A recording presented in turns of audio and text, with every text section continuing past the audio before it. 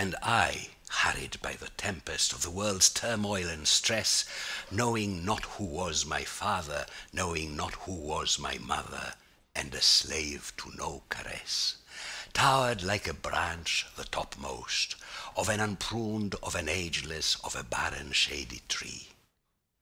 Wandering, a barefoot rider of a black and stubborn mule, I alone guessed that my being, as no other could have guessed it, was enveloped in a garment woven by the hands of dawn, woven from the dew that glows on the newly opened petals of a rose. Black Mew, the queen of fate, did not bestow on you your stallion sire's proud bearing, nor did she, you reply, the meek docility of my despised dam. No bondsman's slave am I. I know it, my Black Mew. Ay, ever you are your own true self. From sire and dam deriving two fates, you sorted out and merged the two, and fashioned your own destiny. You may lack both grace and mettle, but you are no patient-serving maid, no pliant slut. You have brute force instead of beauty, and if you ever fail to tell me nay, you did it out of stubbornness, not out of duty. Tenacious, dour, and unafraid, always in front, always the same, in fen and forest wandering, in desert places of the earth, in teeming port, in mountain glade, your steady, plodding trot is worth a light, ethereal wing. And if I spurred you to descend into the depths of hell, then down the hell road you would go, and in your step no falter I could tell. If there arose in me the notion to snatch the stars of night, then with you I would cleave the airy ocean, and your jog-trot would gather pace and swing into a soaring flight. Towards the constellations I would speed, like king or warlock on his winged steed. My black, rebellious, stubborn mule, old, barren, reprobate, we share for two one single fate.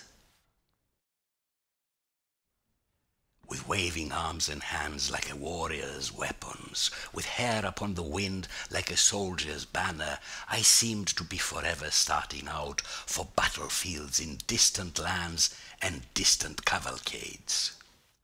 And as I rode, I passed beneath a soaring thickset canopy of chestnut and of poplar trees in interlacing glades.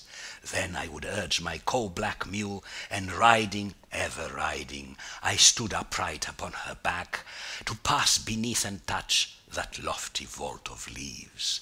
And I would reach them with my hands, and pressing on along the ways, my arms were ever full of greenwood boughs and sprays. And when across my road a torrent tried to intercept my crossing, I would disregard its onrush, and riding, ever riding, I would open up a passage that would only last my passing. And as the stream I forded, riding, ever riding, I might have seemed a statue from some old forgotten ruin, man and mount together one, into flesh transformed from marble, given breath and animated, given soul and liberated.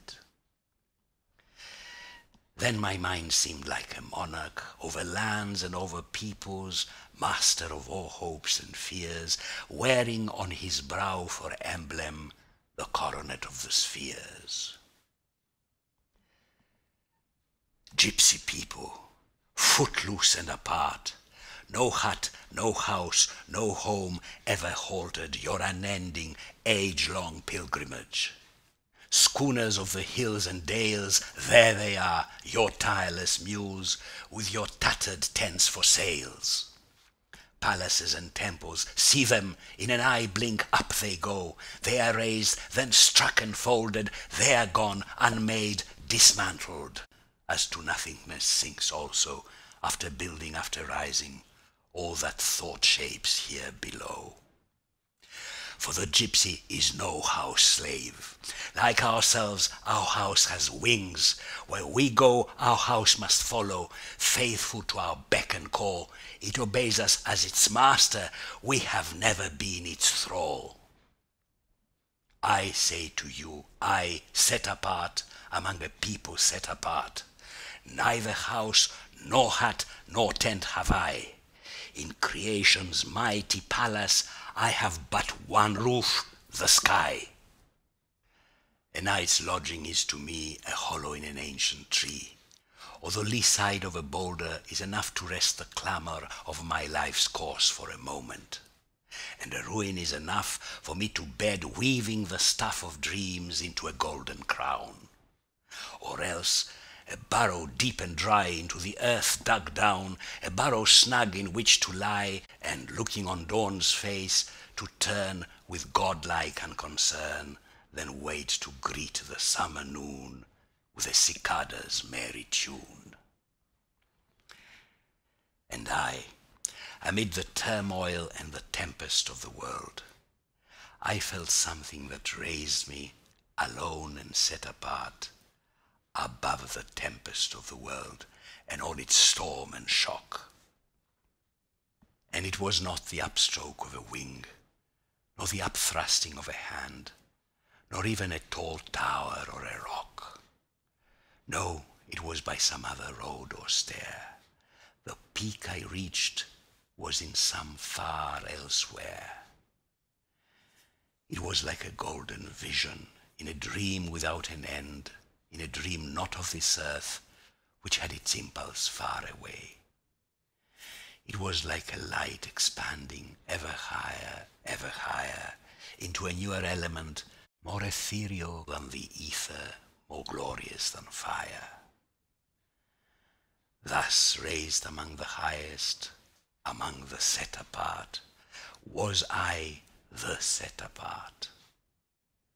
And I held, enclosed within me, all youth and age and tomb, all seed and womb.